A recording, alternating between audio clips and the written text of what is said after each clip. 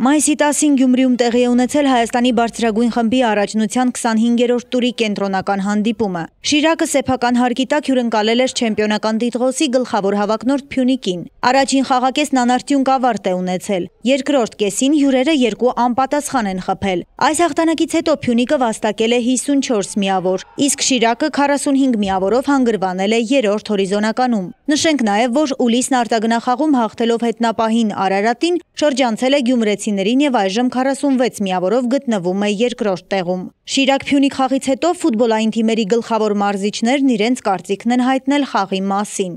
Ամբողջ խաղի ընթացքում չկարողացանք լուրջ գոլային պայեր ստեղծել, հիմնականում հեռուտարածությունից հարվածներով էինք փորձում եզրափակել խաղը, հարձակումը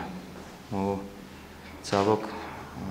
այդ հարվածներն էլ իրենց մեջ լրջություն չէին պարունակում, քանի որ հիմնականում շեղ էին տանում։ Հասկանում ենք,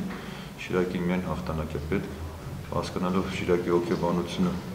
տանը խաղալով, որ անպայման առաջ են գալու, ուզում ենք խաղայինք հակագերոների վրա։